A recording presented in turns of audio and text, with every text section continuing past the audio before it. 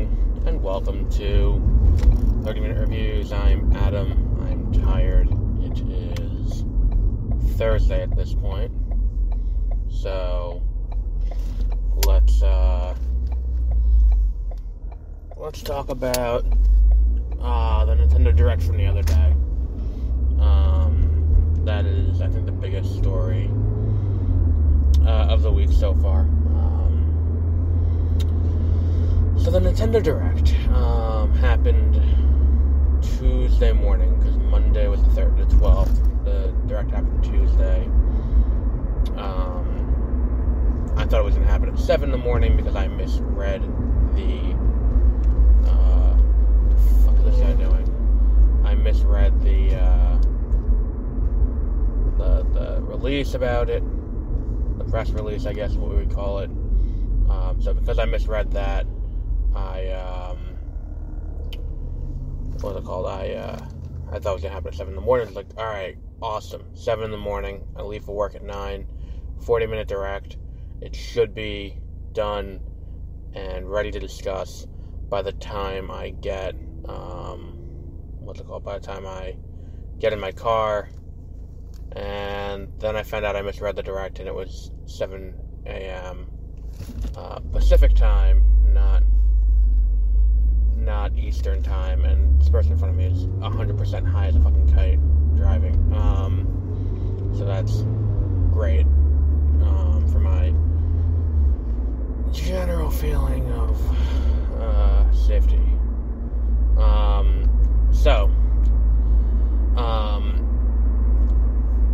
Direct starts at 9, at 10. And I get to work, and I watch the Direct while I'm at work, and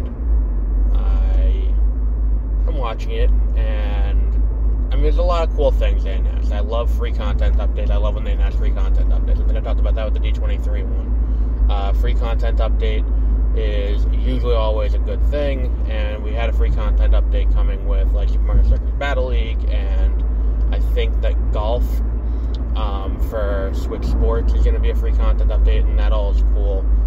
Getting a final name for Breath of the Wild 2 being Tears of the Kingdom, albeit it's not Nintendo's fault, but it is unfortunate that this announcement for the release date in May happened now, after the Queen of England passed, because they didn't stream the Direct in England, and they're like, well, why? And it's like, and then when we watched it, like, oh, okay, now it all makes sense.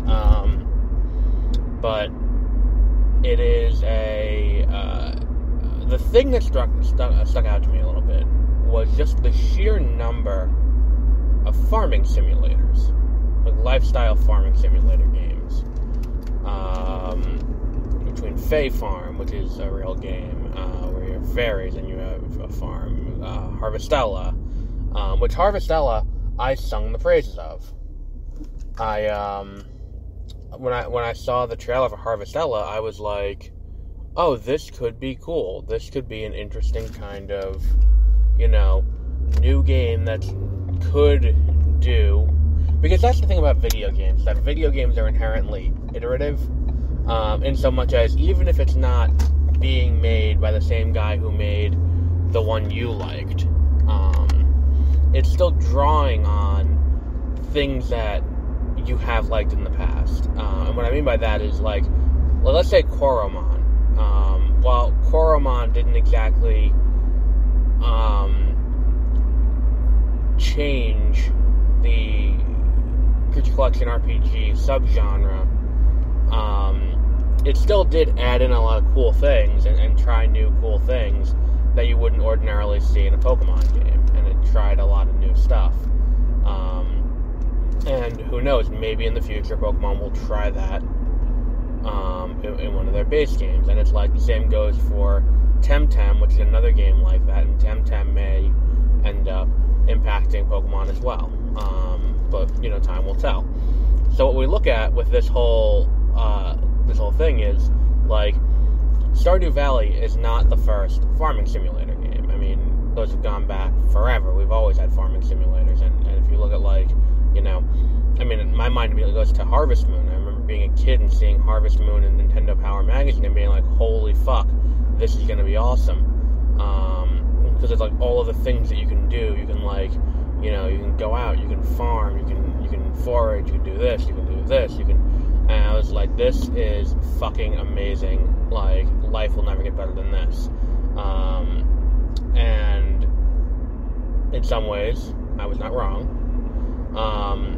But anyway, looking at, the way that, what's it called? Looking at the way that,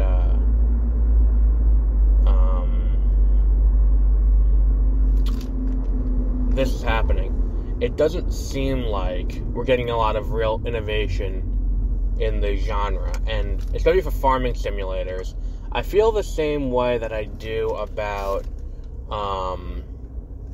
what's it called? I feel the same way that I do about, what's the word I'm looking for here? Not farming, augmented reality games. Because, like, last weekend, Marvel announced World of Heroes, which is they're teaming with Niantic to do an augmented reality game. And augmented reality games are, I think the problem here is, augmented reality games take up so much time while you're out playing, and they are so interactive while you're out playing, you cannot play multiple at once. It makes it very difficult to play multiple at once, at least. I mean, you see these guys, like these pictures from like early days of Pokemon Go, where these guys have these giant structures on their bikes, with just dozens and dozens of phones, up, and they're all playing Pokemon Go, and it's like, alright, I see what you're going for here, I get it, alright, but the problem is, like, when we look at, like, Pokemon Go, and then Niantic also released,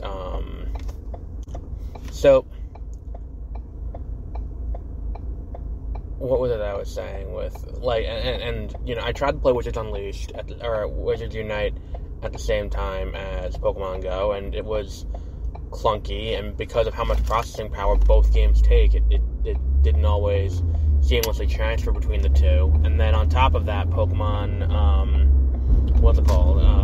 Go, just for me, was more fun, and there were launch day missteps, which is another thing that kind of has me hesitant to be like, oh, this could be cool, about World of Heroes. So it's like, look, I tried Pikmin Bloom. Pikmin Bloom was alright. I mean, I don't exactly get the point of Pikmin Bloom, when it's just, we're taking everything you like about Pokemon Go, stripping out everything except for the walking part, and that's going to be the entire game. I mean, I get it from a standpoint of trying to promote walking, but, with other games like that, I don't understand why would someone pick that over the others.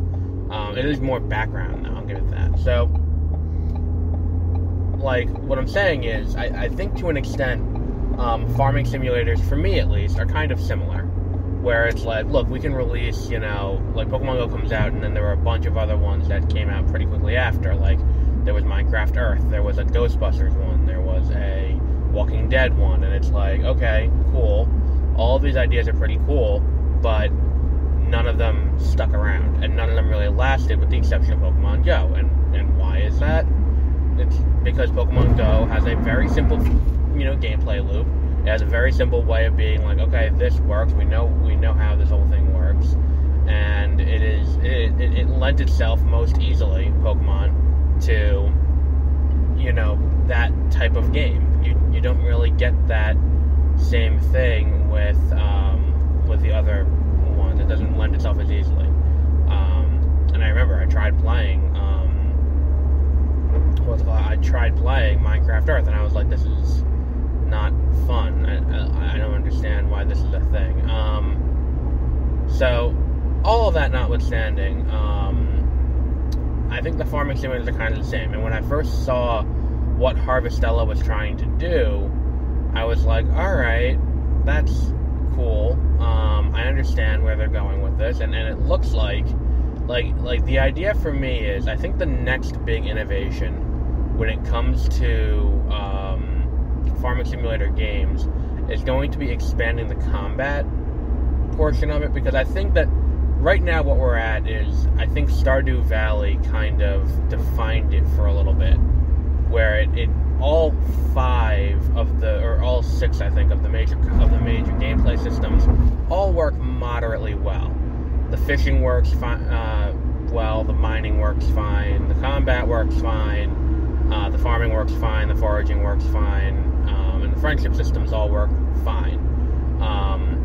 Now, I don't know how much deeper you can get with the friendship systems as it is right now, but where my mind does have plenty of imagination is how much, different, or better, maybe, I think would be a better word, would a game like this be if we swapped out the combat system of the rudimentary dungeon crawler style combat system with, say, a Kingdom Hearts style combat system, or a Final Fantasy style combat system. And when I saw that trailer for Harvestella and I saw what it looked like, I was like, oh, this could be that. This could be that next iteration on the existing gameplay type that could bring this forward, bring this whole genre forward. And then I played the demo and I was like, holy shit, I don't care about all this story. And I think, again, we're getting into this thing where the problem with a lot of these games are too much story. I don't need a story. Put me on a farm. Let me farm. I played for about an hour yesterday, and granted, I was also watching TV at the same time. But I'm watching this. I'm playing this game, and it's like there is so much story and cutscene that you have to fucking get through, and I'm like, I just don't want to do it. I just don't. I have better shit to do. And if you're gonna start a game and you're not gonna immediately throw me into some kind of fun gameplay, then and let's be clear, getting through the story and walking from place to place does not count as fun gameplay. Especially when the game is a farming simulator with better things. And I think that the JRPG elements that could come into play with a farming simulator in that regard could be interesting. It could be interesting.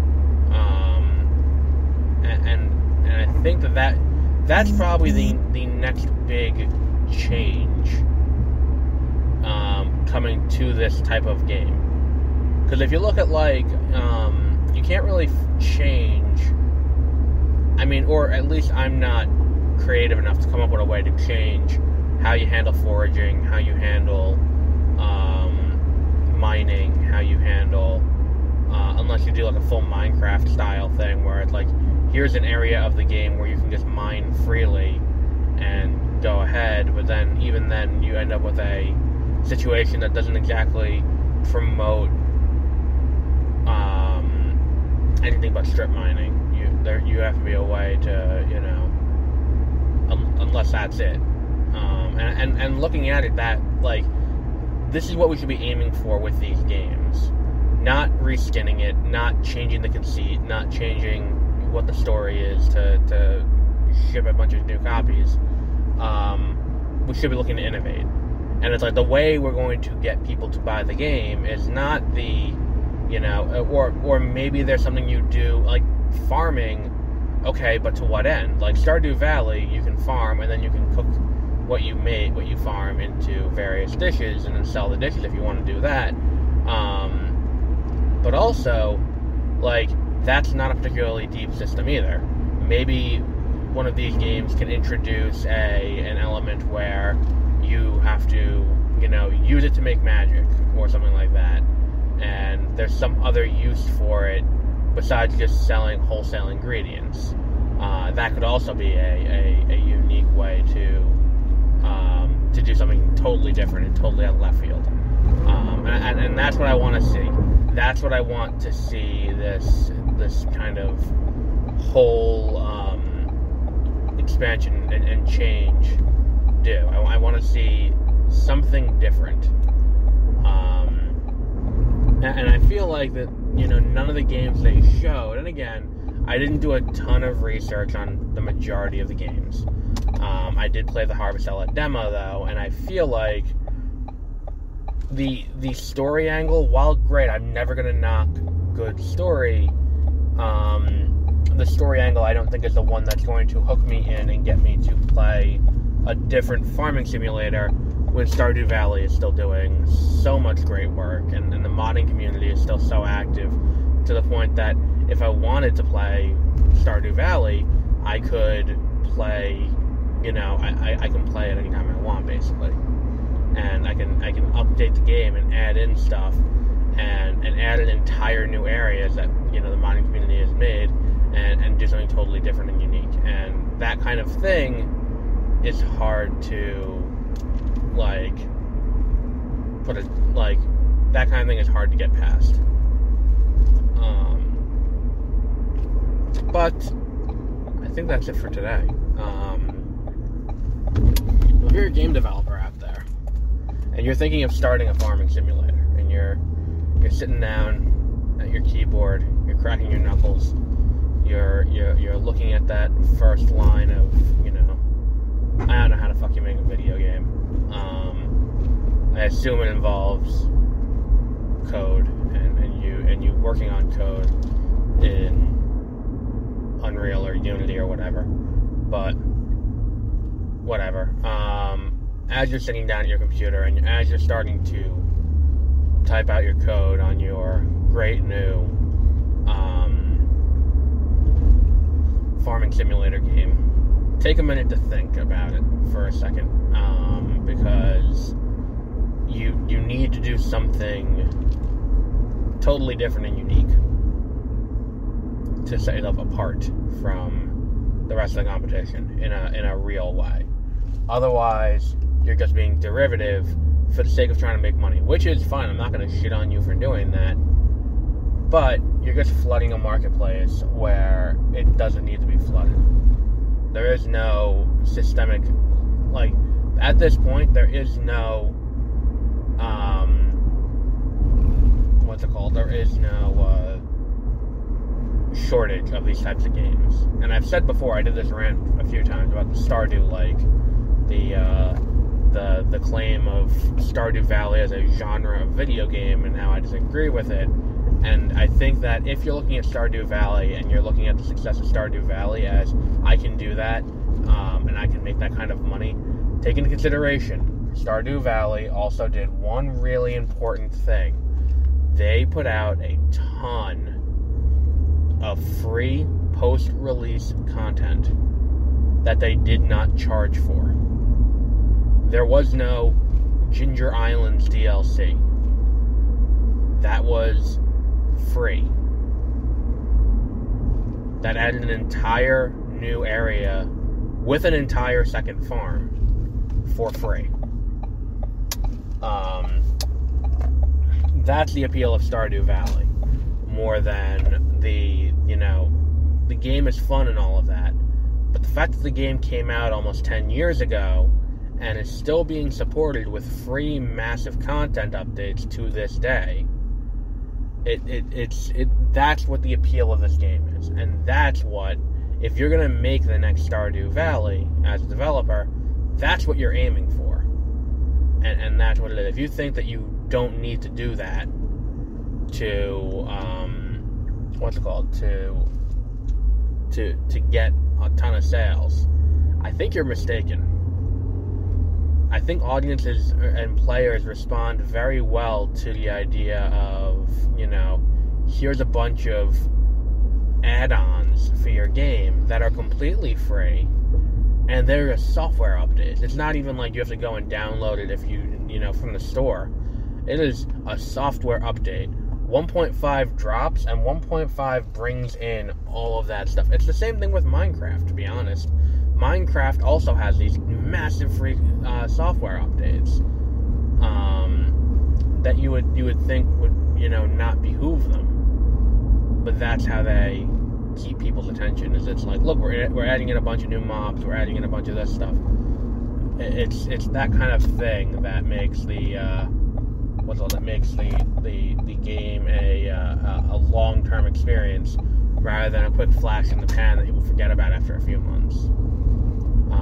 But on that note, we will wrap up there for today. Our next episode will be tomorrow morning for She-Hulk, tomorrow evening for... Oh, wait, no, this is not Beware of Spoilers. On Beware of Spoilers, our next episode will be tomorrow morning for She-Hulk and tomorrow evening for The Woman King. And then Saturday morning, Harley Quinn. I think it's the finale. I don't know. I'm tired. But until then, have a great rest of your week.